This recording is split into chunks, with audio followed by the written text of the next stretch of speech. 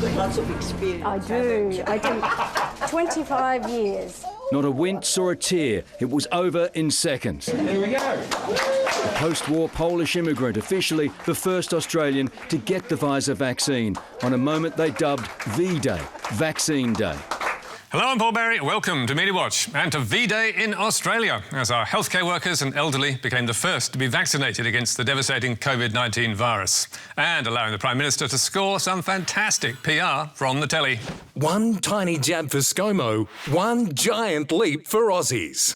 And paving the way last week was AstraZeneca's Aussie President Liz Chatwin, who got up early for the TV breakfast shows to bring us the wonderful news, with the ABC first stop for Lisa Miller and News Breakfast. This is wonderful news for Australia's fight against COVID-19, and it's also a remarkable example of what science can do. Note the subtle backdrop, not. And yes, anti-vaxxers, this is science at work. Next in line was David Koch at 7 Sunrise, where the message was repeated almost word for word. It's really wonderful news for Australia's fight against COVID-19 and a wonderful representation of what science can do. I think that's a line she prepared earlier. And finally to Carl on Nines Today. When will the Australia-made version be ticked off, do you think? Yeah, good morning, Carl. Yes, it is happy days. Wonderful news that the AstraZeneca vaccine has now been approved by the TGA. It's great news for Australia's fight against COVID-19 and wonderful demonstration of what science can do. And we reckon that's a wonderful demonstration of how media training can make all interviews sound the same. But it wasn't the only soundbite Liz had prepared. She told the ABC... Tens of millions of doses of the AstraZeneca vaccine have been given to people around the world, and many of those have been in age 65. Then repeated the line for Koshi. There are more than tens of millions of doses that have already been given to people across the world, and many of those have been in over 65. And then served it up a third time on Today. A large proportion of those doses have been given to people aged over 65. But there's more, because Liz had another media training trick up her sleeve. What kind of protection will people get after that first injection? That's an excellent question. Are there any side effects with the vaccination? Yeah, so I think it's a really important question. Praise from Liz for everyone, including Carl's mum. She's concerned that if she gets the vaccine, that she'll get COVID as a result of that. I think your mum asked a very good question. Yep, there's no harm in preparing for a big announcement, but making it seem unrehearsed, that's quite another ballgame. Let's hope the vaccine rollout goes as smoothly as the sales pitch. But now, to the big story of the week. To more breaking news now. Facebook has announced it will ban users in Australia from viewing or sharing news content. In a blog post, the social media giant claimed the federal government's proposed media bargaining law misunderstands the relationship between the platform and publishers. Yes, many Australians woke to panic or shock last Thursday after Facebook took the nuclear option and banned all news content on its Australian platform, as it had threatened to do, thus dodging a new law designed to make Facebook and Google pay the media for supposedly stealing their work. Facebook said it has left us facing a stark choice: attempt to comply with a law that ignores the realities of this relationship, or stop allowing news content on our services in Australia. With a heavy heart, we are choosing the latter.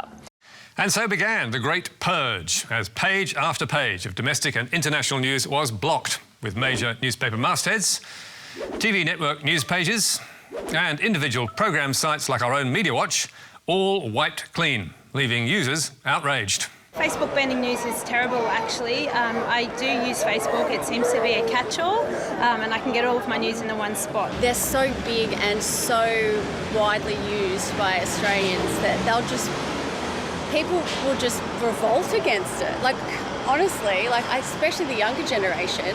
People are very, ingrained in Facebook, so I don't know how easy it will be for people to just change that. And fanning the popular anger were the headline writers at News Corp, who lined up Facebook for some front-page bollocking. No likes for Unsocial Network. Thumbs down. What the actual zuck, Mark? Also joining in were the Nine papers and the West Australian. But it wasn't just the mainstream media on the attack. There was much wider anger as Facebook's dummy spit initially nobbled a host of non-news pages, like the Weather Bureau and Emergency Services. And in a sign that Facebook had lost control of its own algorithm, even its own page was blocked. And soon came volleys of outrage on Twitter from organisations caught in the crossfire. Medical research agency, the Burnett Institute, slammed Facebook's move, calling it deeply unethical and damaging. It should be met with the sustained contempt it deserves. The food bank CEO was also furious. This is unacceptable. Hours matter when you have nothing to eat. Sort this out. And you'd be hard-pressed to call the Royal Children's Hospital a news provider, but they too were blocked. Not having that information available to them for every extra minute that this goes on is really, really quite dangerous. So why on earth were sites like that affected? Crikey's Bernard Keane suggested an answer. If you're wondering why it's not just media outlets that have found their pages blocked on Facebook, you might check out how news was defined in the legislation, with the intent of making it as wide as possible to make sure that tech companies couldn't avoid it. Facebook claimed on Thursday that Canberra fundamentally misunderstands how social media deals with news, and it insisted it had pulled the pin because the new code is unworkable. And as the backlash grew over how many sites it was blocking, its head of public policy, Simon Milner, told 7 News, "We've had to draw the net very widely because of the definition of the law. But there have also been some mistakes, and we are correcting those." But Facebook is not just taking on the Australian government and hungry media who want its money. It's also giving the finger to other nations who may be inclined to follow Australia's lead. As former BBC journalist and chair of the British Parliamentary Committee on Digital Media told Channel 4... What Facebook has done is effectively pick a fight with Australia in order to say to the rest of the world, well, we will, frankly, do what we want and we will wave a big stick if we don't agree with the legislation you're bringing forwards. And that is against all they've been saying in the last 3 years. Because the truth of the matter is that the likes of Facebook, if they browbeat Australia, we're next. But some independent observers believe Facebook has been unfairly targeted. New York media professor Jeff Jarvis, who's a critic of the government and media's attempts to force the tech giants to cough up millions of dollars, told the ABC... I would say to Rupert Murdoch and the oligopoly of media in Australia, be careful what you lobby for. This is what you went for. It is the media companies and the government that ganged up together here, and this is the result. It won't affect Rupert Murdoch because he has the brands and Nine has the brands. But upstarts, startups, new companies that try to compete with that oligopoly, they are in a mess. There's no question that smaller independent publishers will suffer most in a Facebook-free news world. Junkie's Rob Stott says 75% of its traffic comes through social media and search, and he claims Facebook's decision will have a significant negative impact on the news literacy of young Australians. It is highly unlikely that a significant proportion of these young readers will migrate to directly accessing Junkie or other publishers if their current methods of accessing information are closed off. They would not find news elsewhere. They would simply stop reading news. Small players who've relied on Facebook may also struggle to survive, as Jackie Barker, founder of local Sydney news site In the Cove, explains. The Facebook shutdown has a massive impact on my business. Hyperlocals like mine receive no funding from government and would not be eligible for any payment under the new media bargaining code. Our revenue is from local businesses. If we can't advertise them on Facebook, then our revenue will decline and we will not be able to provide free local news. About 50% of our referrals come from Facebook. Independent journalist Michael West, who owns his own news site, is also counting the cost, telling YouTube viewers the Facebook ban will have a dramatic impact. Unlike mainstream media organisations that might get 5% news traffic through Facebook, we get about a third. We are appalled at the shambles, which is the Australian government's media policy.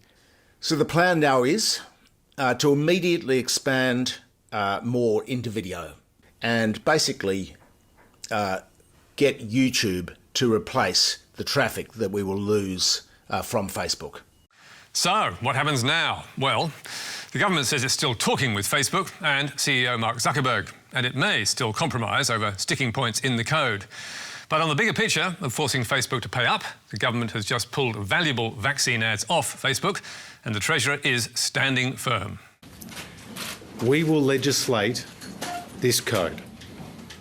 We want the digital giants paying traditional news media businesses for generating original journalistic content. This is critical to sustaining public interest journalism in this country, and this is world leading. So, watch this space. Until Facebook's ambush last week, the government had been crowing about the multi-million-dollar agreements Google was signing with Australian media companies, including an international 3-year deal with News Corp for content right across its empire, worth many millions of dollars. The government claims it's the new code that has made such deals happen. But not everyone sees that as a triumph. Former news director Hal Crawford says Google is not so much paying for news, but paying to protect itself from Canberra's ominous reach. Basically, they're being paid to be left alone.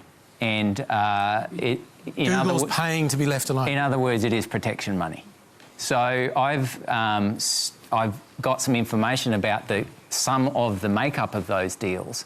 And although it's been characterised as, oh, it's all for Google Showcase, actually there are large chunks of those deals that don't relate to Google Showcase and don't really relate to any value exchange. They are money that is being paid. But however the money is coming, the mainstream media are delighted, with News Corp, who's waged a war on Google for years, now saying the company has shown a thoughtful commitment to journalism that will resonate in every country. That's a big turnaround from 6 years ago, when News Corp CEO Robert Thompson accused Google of piracy, zealotry and kleptocracy. So perhaps the mainstream media will be nice about Facebook too, if it ever ponies up some cash. And there may well be a way for that to happen. In the UK and USA, Facebook runs its own newsfeed, Facebook News, and it does pay the media millions for using content there. So maybe that sort of compromise could end the standoff. Meanwhile, the world is watching and waiting to see who blinks. But now, to a travelogue of sorts, tracking Captain Cook on his epic journey across the Pacific. I want to see what Cook saw, go where he was forbidden. And I want to meet the people of the Pacific, whose lives, for better or worse, were changed forever. That is actor Sam Neill, taking ABC viewers on Cook's nautical travels in 6 episodes on Monday nights.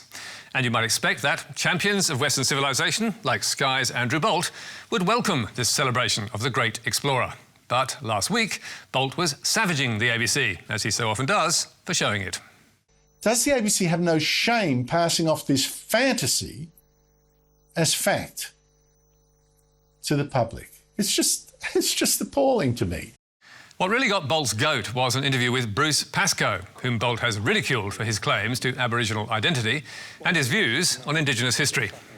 What made me sit up was another one of Bruce Pascoe's tall tales. Once again, passed off by the ABC, which has promoted Pascoe furiously, passed off by the ABC as genuine history. When it comes to Aboriginal history, facts are dead at the ABC.